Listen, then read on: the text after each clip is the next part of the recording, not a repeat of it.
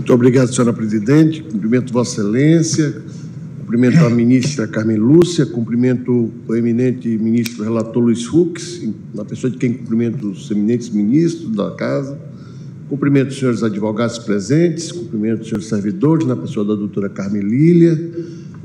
Boa tarde a todos, boa tarde a todas. O assunto, como bem coloca o ministro Fux, envolve temas complexos como bioética, biodireito e, eu diria, uma farta dose de futuridade a ser exercida neste julgado, que, por certo, terá um grande relevo nos próximos anos. Os dispositivos impugnados pelo então Procurador-Geral da República, que subscreve a inicial e aqui já descritos pelo ministro relator, buscam prevenir que, no momento do parto, as referidas instituições devam colher material genético de mães e filhos para arquivamento na unidade de saúde à disposição da Justiça em caso de dúvida quanto à possível troca de neonatos. Esse é um fato que a imprensa tem revelado ao longo dos anos, um fato corriqueiro. E grandes obras literárias, conhecidas como clássicos, revelavam eventuais trocas ao longo da história.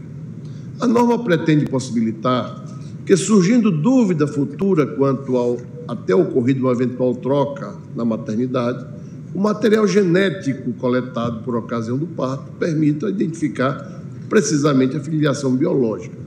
Conquanto seja louvável a intenção legislativa, as normas impugnadas padecem data vênia de inconstitucionalidade, violam direitos fundamentais como a privacidade e intimidade e não passam no teste data vênia da proporcionalidade. A Constituição dispõe, e aqui já foi dito pelo ministro relator, que são invioláveis a intimidade, a vida privada, a honra e a imagem das pessoas. A coleta do material genético de mãe e filho sem autorização pessoal, creio, viola a privacidade e a proteção da vida privada. Não se há de admitir a coleta de material genético sem autorização pessoal, no mínimo da genitora, presumidamente capaz.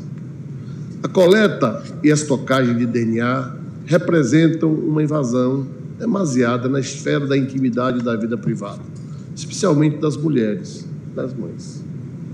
O Supremo Tribunal Federal já afirmou que obrigar uma pessoa a realizar exame de DNA contra a sua vontade afronta a humanidade, a intimidade e a intangibilidade do corpo humano, assim o fazendo no julgamento do habeas corpus 71.373, onde se discutiu a validade da investigação judicial no âmbito da ação de investigação de paternidade, que determinou a condição do réu debaixo de varas, entre aspas, para realizar exame de DNA.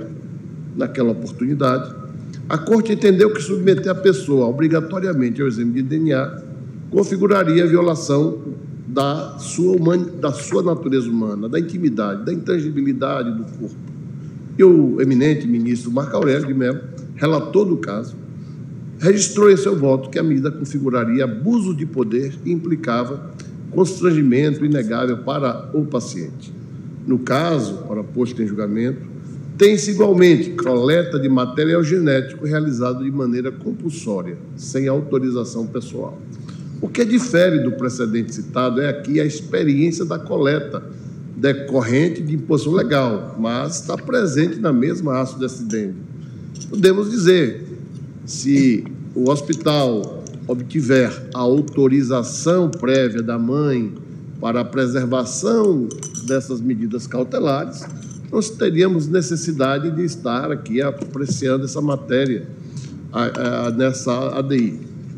Mas a verdade é que foi colocado dentro da lei estadual de forma impositiva, sem passar por uma prévia autorização da maternidade, da mãe.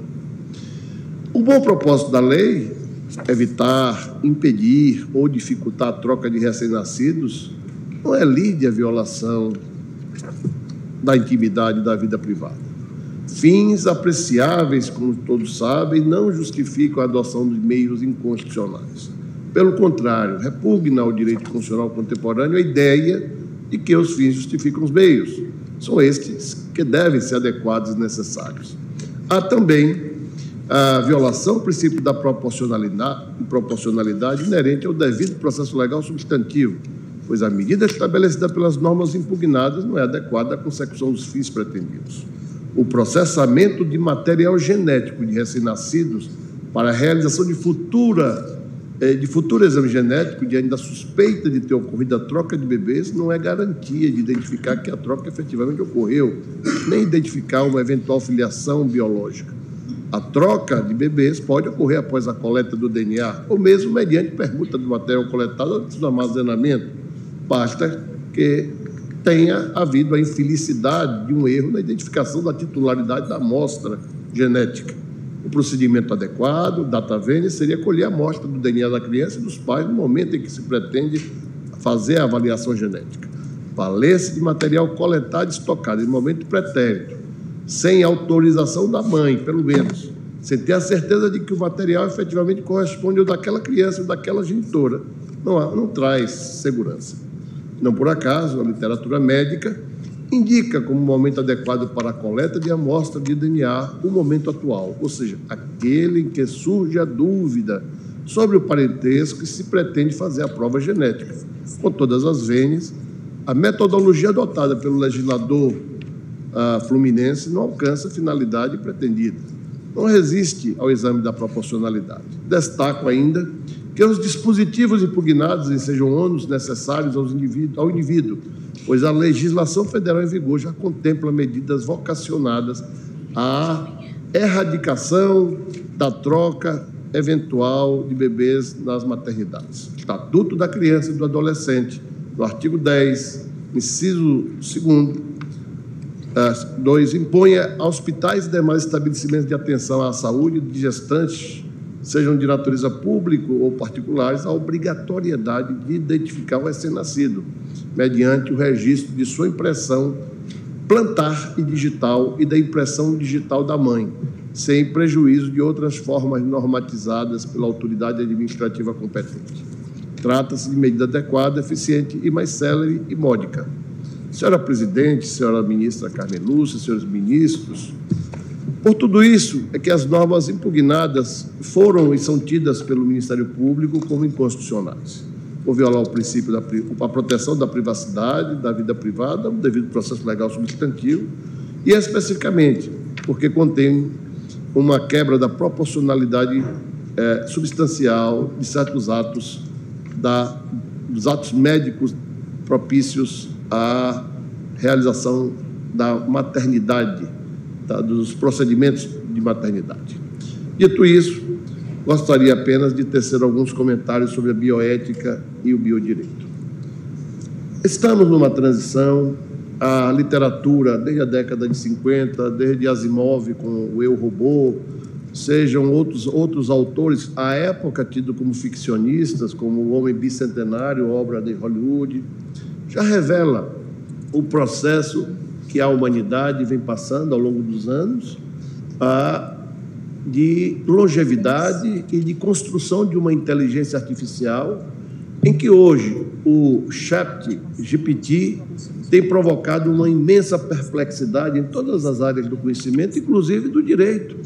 Afinal de contas, noticiou a imprensa que o ChatGPT havia sido aprovado no exame da OAB.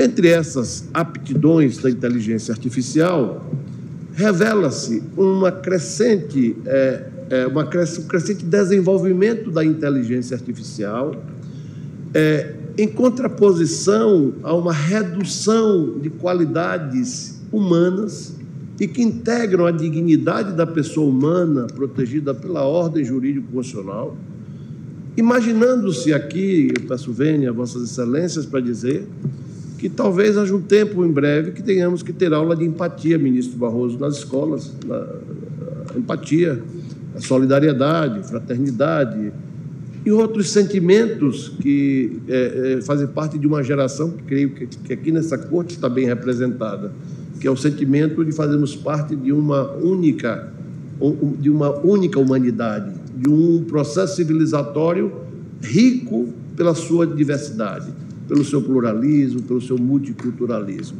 E a revisão de conceitos milenares do direito romano sobre o corpo como a ressacra, para efeito de legitimarmos uma segurança jurídica que nem tanta segurança se oferece, dada a possibilidade de se aferir a validade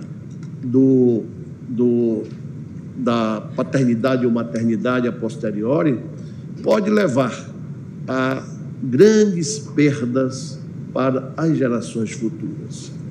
Ouso fazer esta final digressão em decorrência de obras já clássicas, como Uma Breve História do Futuro, escrita na década de 80 pelo francês Jacques Attali, um dos grandes pensadores do governo, então, François Mitterrand, em que aquele pensador, à luz dos institutos socioeconômicos da época, já previa uma série de fenômenos a ocorrer, pelo menos até 2030 e 2050, e que, vindo eu acompanhar esses 40 anos, a obra do francês, não sei se lamento ou se festejo ver realizadas as projeções, mas sei que devemos preservar, tanto quanto possível, o maior grau da dignidade da pessoa humana,